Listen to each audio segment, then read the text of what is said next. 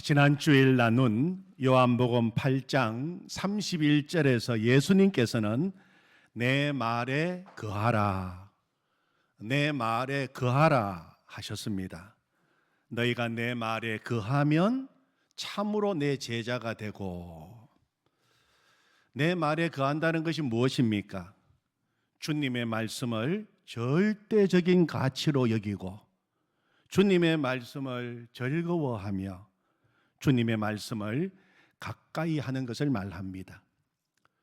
어떤 문제를 만나더라도 주님의 말씀을 기억하고 일상 삶 속에서 그 말씀을 적용하여 말씀으로 승리하고 주님의 뜻을 이루는 것입니다. 그것이 주님 말씀 안에 거하는 것입니다. 사랑하는 성도 여러분, 지난 한 주간을 사시면서 주님 말씀 안에 거하셨습니까? 그래서 내 마음에 주님이 주신 기쁨과 즐거움이 풍성하셨습니까? 아니면 주님의 말씀은 하나도 생각나지 않고 세상 염려, 걱정 속에서 살다가 오셨습니까? 여러분들에게 한 가지 부탁을 드리고 싶은 것은, 여러분 주중에도 우리 교회 홈페이지에 들어가면 우리 오늘 말씀을 다시 들을 수 있어요. 우리가 외식을 하기도 합니다. 간식을 먹기도 합니다. 그러나 우리가 양식을 먹어야 돼요. 우리에게 주신 양식은 주일 이 시간 주시는 말씀이 우리의 양식입니다. 제가 엄마의 마음으로, 여러분을 사랑하는 마음으로 정성을 다해서 준비한 이 생명의 말씀, 이것이 한 주간 동안 우리의 양식입니다. 그러므로 여러분이 한 주간 생활하시다가 다시 또 한 번 더 말씀을 들으시면 이 말씀이 새롭게 다가올 것입니다. 그렇지, 이 말씀이 이런 말씀이구나. 말씀이 다시 살아나게 되고 삶 속에서 역사하는 말씀이 될 줄로 믿습니다. 에레미야 15장 16절에 보면 내가 주의 말씀을 얻어 먹었사오니 주의 말씀은 내게 기쁨과 내 마음의 즐거움입니다. 그렇게 고백했어요. 주님 말씀 안에 거하면 기쁨이 있습니다. 내 마음에 하나님이 주시는 즐거움이 가득하게 되는 것입니다. 시편 19편 7절 이하의 말씀을 보면 주님 말씀 안에 거하는 삶이 얼마나 복된지를 고백하고 있어요. 여호와의 율법은 완전하여 영혼을 소성시키며 여호와의 정건은 확실하여 우둔한 자를 지혜롭게 하며 여호와의 교훈은 정직하여 마음을 기쁘게 하고 여호와의 계명은 순결하여 눈을 밝게 하시도다. 여호와를 경외하는 도는 정결하여 영원까지 이르고 여호와의 법도 진실하여 다 의로우니 금 곧 많은 순금보다 더 사모할 것이며 꿀과 송이꿀보다 더 달도다. 또 주의 종이 이것으로 경고를 받고 이것을 지킴으로 상이 크니이다. 아멘. 정말 주의 말씀입니다.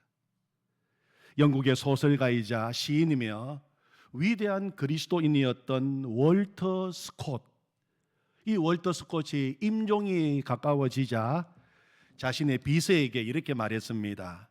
내게 그 책을 가져다 주게. 내게 그 책을 가져다 주게. 그의 비서는 서재에 가득 찬 수천 권의 책을 쳐다보면서 물었습니다. 스콧 박사님, 이 많은 책 중에서 어떤 책을 말씀하시는 것입니까? 그러자 스콧은 말했습니다.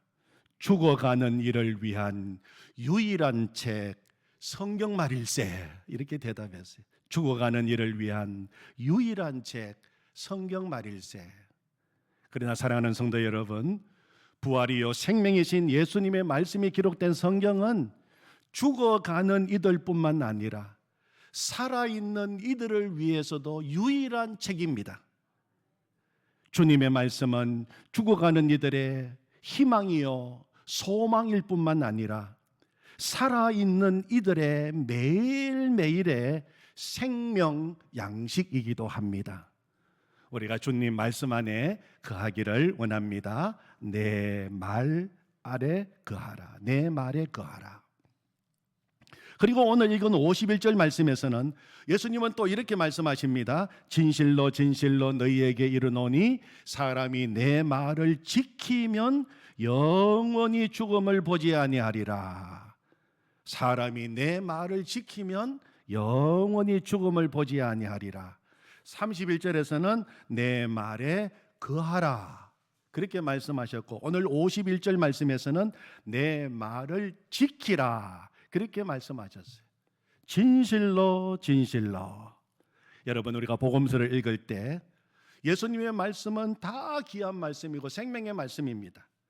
그런데 예수님께서 정말 중요한 말씀, 우리가 꼭 기억하고 마음에 신비에 새겨야 할 말씀을 하실 때에는 진실로 하는 말을 덧붙여서 말씀하셨습니다.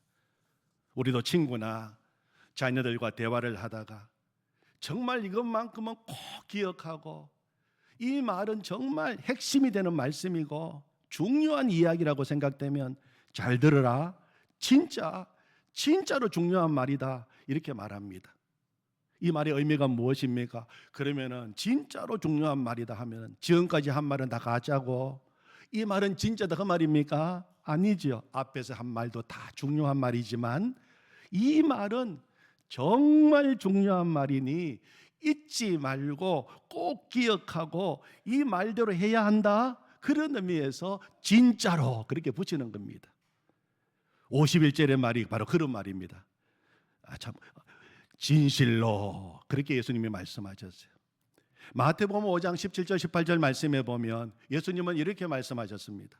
내가 율법이나 선지자를 폐하러 온 줄로 생각하지 말라. 폐하러 온 것이 아니요 완전하게 하려 함이라.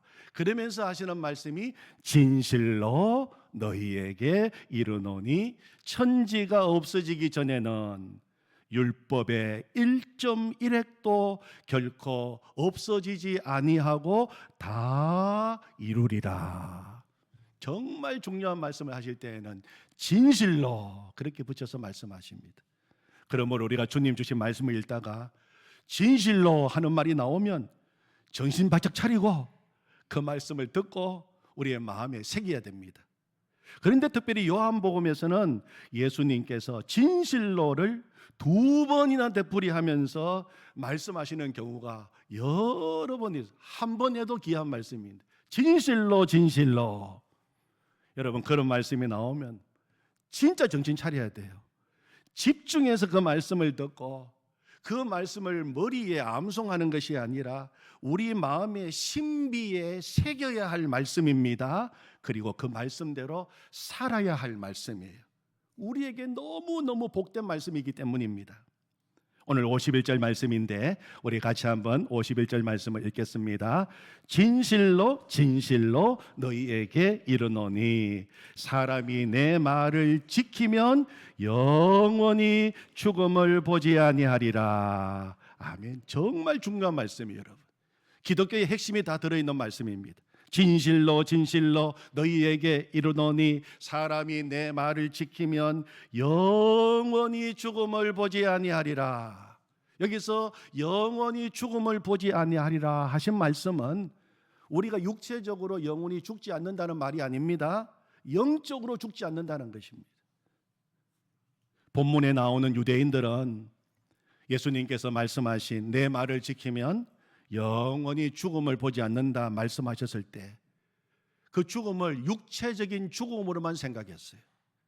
그래서 예수님의 하신 말씀을 들은 유대인들의 반응이 그 이하에 나옵니다. 52절을 보면 유대인들이 이르되 지금 네가 귀신 들린 줄을 아노라. 그들은 예수님을 귀신 들렸다고 몰아붙였어요. 귀신 들렸다는 것은 정신 이상자라는 것입니다. 미쳤다고 말한 것입니다. 우리 예수님은 여러 번 미쳤다는 말씀 들으셨어요. 유대인들에게만 미쳤다는 소리를 들으신 것이 아니라 사랑하는 가족들로부터도 미쳤다는 말을 들었어요. 마가복음 3장 21절 말씀에 보면 예수의 친족들이 가족들이 듣고 그를 붙들러 나오니 이는 그가 미쳤다 하밀러라. 여러분, 왜 우리 예수님께서 사람들로부터 심지어 사랑하는 가족들로부터 미쳤다는 소리를 들으시면서까지 말씀하시는 이유가 무엇일까요? 우리를 사랑하시기 때문입니다. 우리를 기어이 죽음에서 살려내시기 위함이었어요. 미쳤다는 소리 들어도 좋아. 너희들이 구원받고 영원한 생명만 얻을 수 있다면 미쳤다는 소리 100번 들어도 괜찮아. 그것이 주님의 마음이신 것입니다. 여러분, 우리도 가만히 생각해 보면 우리가 예수님께 미치지 않고 복음에 미치지 않고서야 어떻게 주어하는 생명을 살릴 수가 있겠습니까?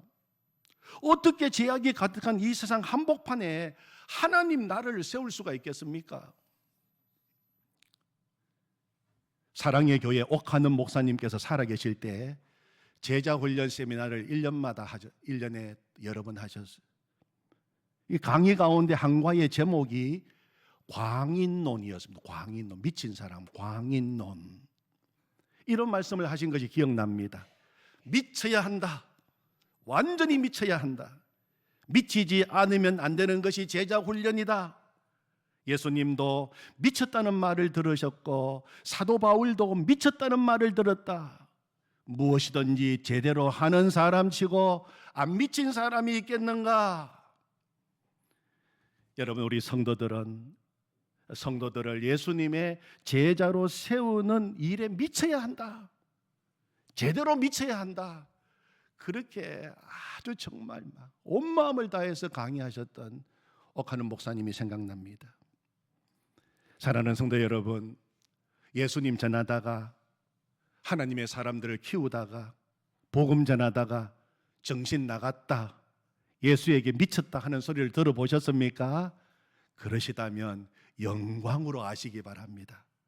주님을 위하여, 복음을 위하여, 하나님 나라를 위하여 당하는 고난은 영광입니다. 장차 우리가 주님 앞에 서게 될 때 주님께 기쁘게 내놓을 수 있는 영광의 흔적, 스티그마입니다.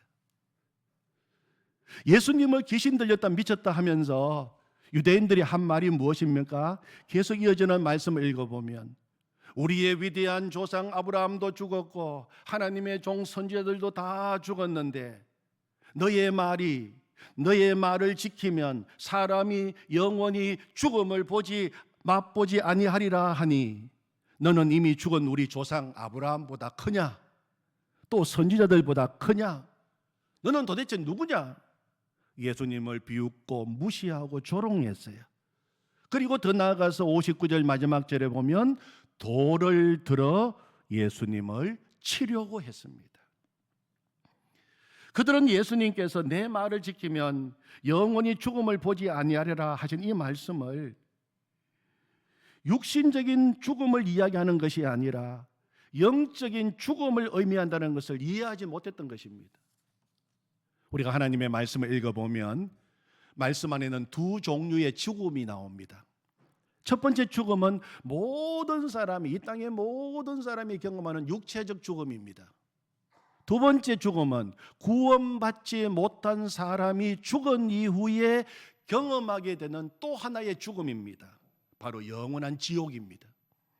구원받지 못한 자들이 육신적으로 죽은 이후에 불과 유황으로 타는 지옥에 가서 영원히 고통당하게 되는 것입니다. 이것을 성경은 두 번째 죽음이라고 기록하고 있습니다. 요한계시록 20장 12절 이하에 보면 또 내가 보니 죽은 자들이 큰 자나 작은 자나 그 보좌 앞에 서 있는데 책들이 펴 있고 또 다른 책이 펴졌으니 곧 생명책이라. 죽은 자들이 자기 행위를 따라 책들에 기록된 대로 심판을 받으니. 책들 복수는 심판의 책입니다. 그리고 단수 다른 책 생명의 책입니다. 죽은 자들이 그 책들 심판에 기록된 대로 자기 행위를 따라 심판을 받으리라. 그렇게 말씀하고 있어요.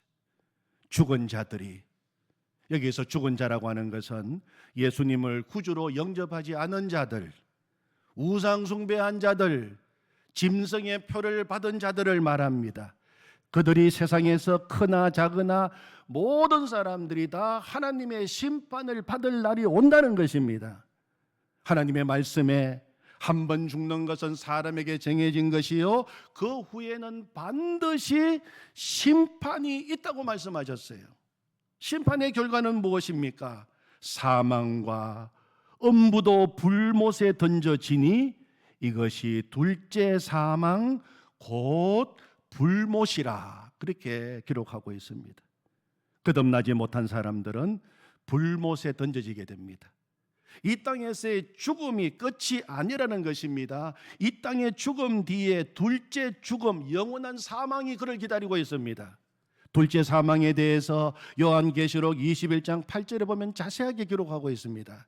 그러나 두려워하는 자들과 믿지 아니하는 자들과 흉악한 자들과 살인자들과 음행하는 자들과 점술가들과 우상 숭배자들과 거짓말하는 모든 자들은 불과 유황으로 타는 못에 던져지리니 이것이 둘째 사망이라. 그렇게 둘째 사망을 설명하고 있습니다. 여러분, 그래서 우리가 자주 듣는 말이 있지 않습니까? 이 땅에 살면서 육신적으로 한 번만 태어난 사람, 즉 예수님을 믿음으로 거듭나지 않은 사람은 두 번 죽습니다. 육신의 죽음 이후에 영원한 지옥에 던져지는 두 번째 죽음이 그를 기다리고 있습니다. 그러나 이 땅에 살면서 두 번 태어난 사람, 육신적으로 태어나고 예수님을 믿고 영적으로 거듭나고 태어난 사람은 육신의 죽음 이후에 영원한 천국에서 영생 복락을 누리게 되는 것입니다. 여러분, 우리가 요한계시록의 말씀을 꼭 기억하기를 원합니다. 이 땅 살아가면서 이 말씀 꼭 기억해야 돼. 누구든지 생명책에 그 이름이 기록되지 못한 자는 불못에 던져지더라.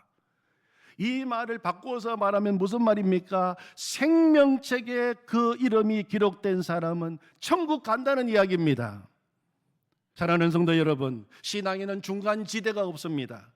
생명책에 그 이름이 기록되었든지 그 이름이 기록되지 않았든지 둘 중에 하나입니다. 그러므로 축복 중에 축복은 나의 이름이 생명책에 기록되었다는 거예요.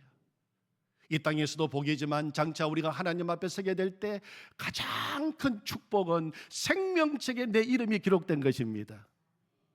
가장 위대한 축복은 생명책에 내 이름이 기록된 것입니다. 가장 놀라운 축복은 생명책에 내 이름이 기록된 것입니다. 누가복음 10장에 보면 제자들이 전도하고 돌아왔어요. 제자들은 지금 막 흥분하고 있었습니다. 그들이 전도하고 돌아와서 놀라운 보고를 냈습니다. 예수님, 우리가 주님의 이름으로 복음을 전했더니 귀신도 항복했습니다. 귀신도 떠나갔습니다. 병자들이 낫고 놀라운 기적이 일어났습니다. 그들은 흥분해서 주님께 보고했습니다. 그때 우리 주님이 뭐라고 말씀하셨습니까? 귀신들이 너희에게 항복하는 것으로 기뻐하지 말고 너희 이름이 하늘에 기록된 것으로 기뻐하라. 귀신이 떠나가는 것도 물론 위대한 일이고 놀라운 일이지만 여러분, 가장 놀라운 일은, 내 인생 가운데 가장 위대한 일은, 내 삶 가운데 가장 축복된 일은 내 이름이 하늘의 생명책에 기록된 것입니다.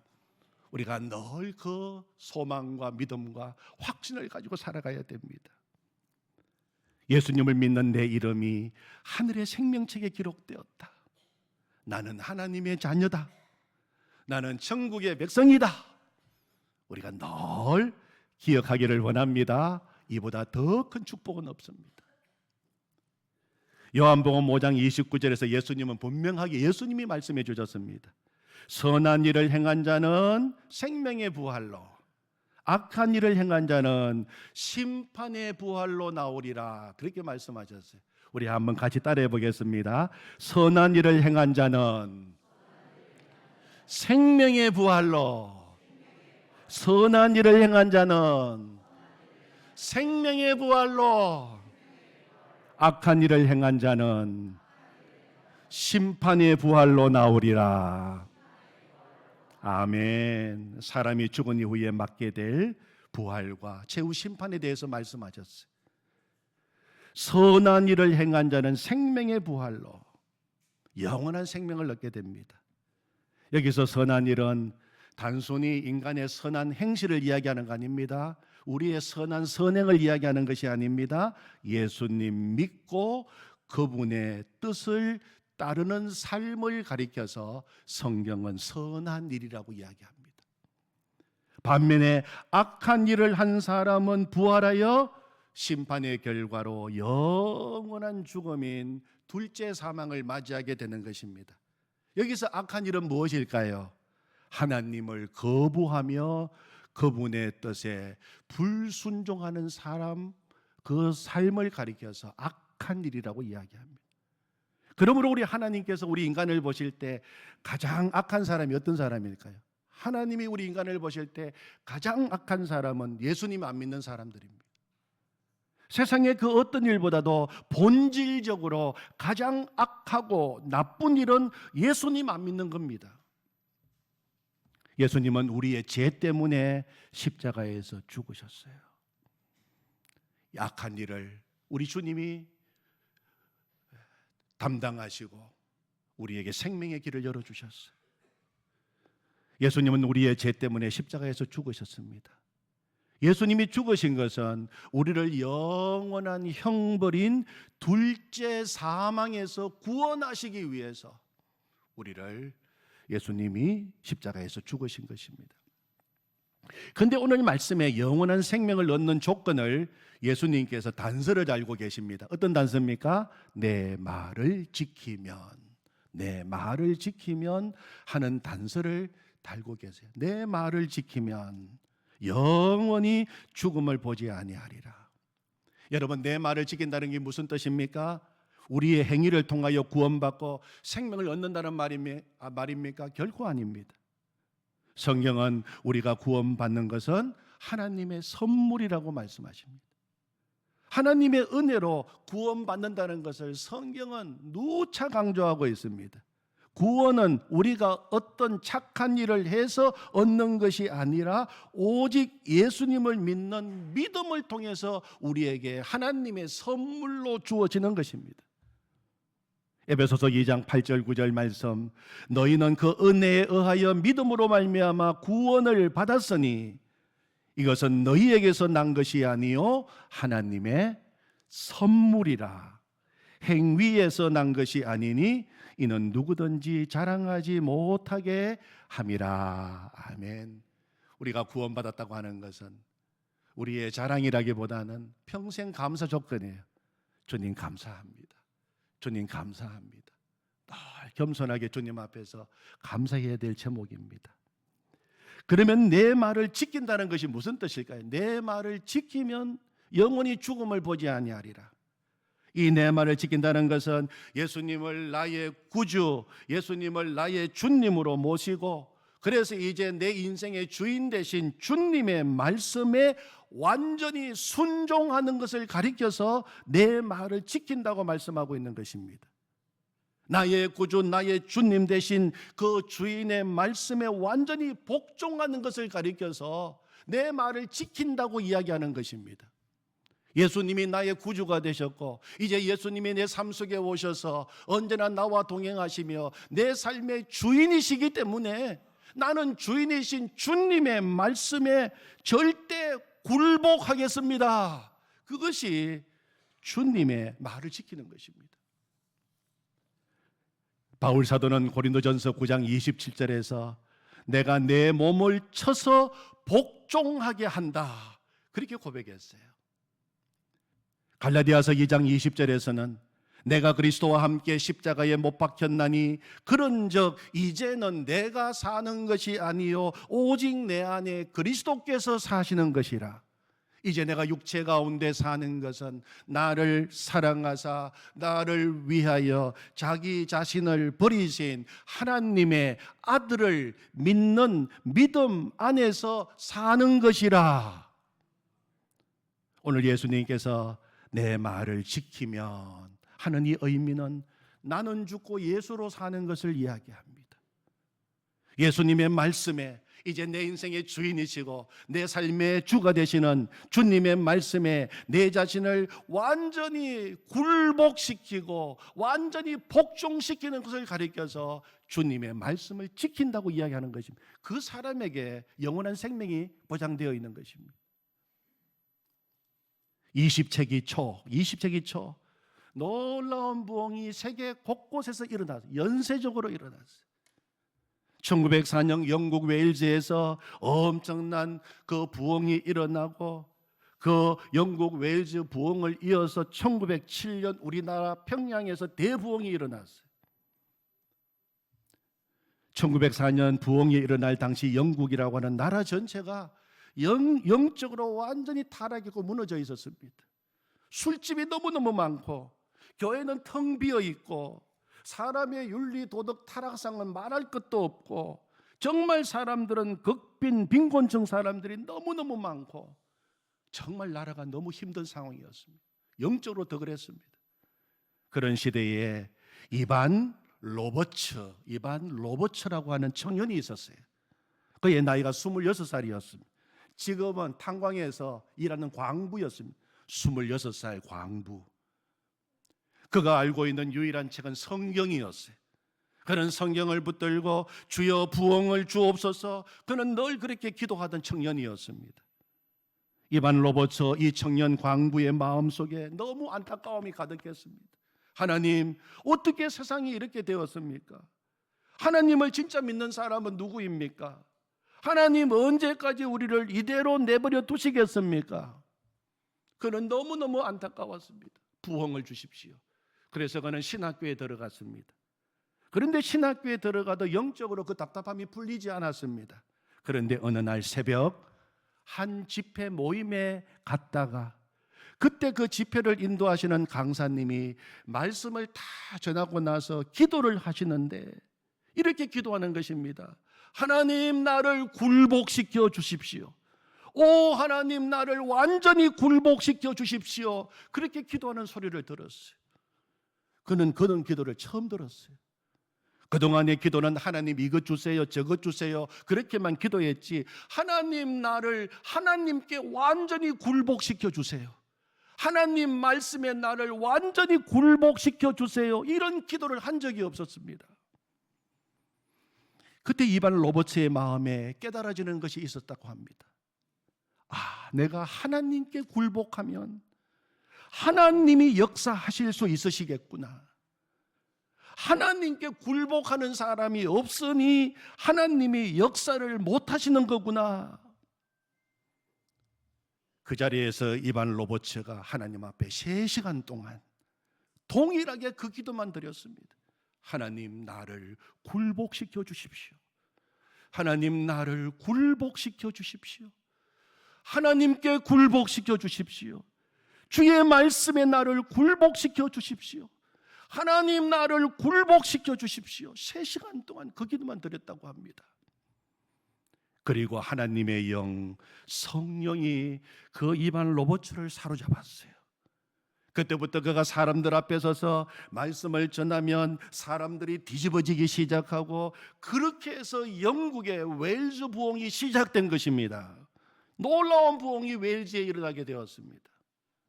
1904년에 일어났던 이 웨일즈 부흥 운동의 현장을 목격한 사람 중에 하워드 존스톤이라고 하는 분이 계셨는데 박사였어요. 이분이 한국에 왔습니다. 다음해 1906년 9월에 한국에 찾아와서 선교사 모임에서 영국 웨일즈 부흥 소식을 전하였습니다.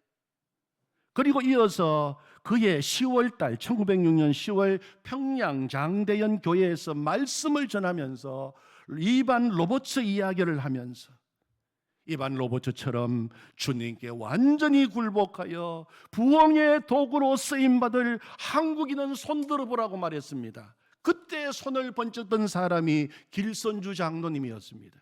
그가 목사님이 되고 1907년 평양 대부흥 운동의 주역이 된 것입니다. 이 위대한 20세기 초에 세계적인 부흥의 운동의 시작은 26살의 한 청년의 순전한 결단으로 시작된 것입니다. 주님, 제가 주님께 완전히 굴복된 삶을 살게 하소서. 저를 주님께 완전히 굴복시켜 주시옵소서. 그 결단이었습니다.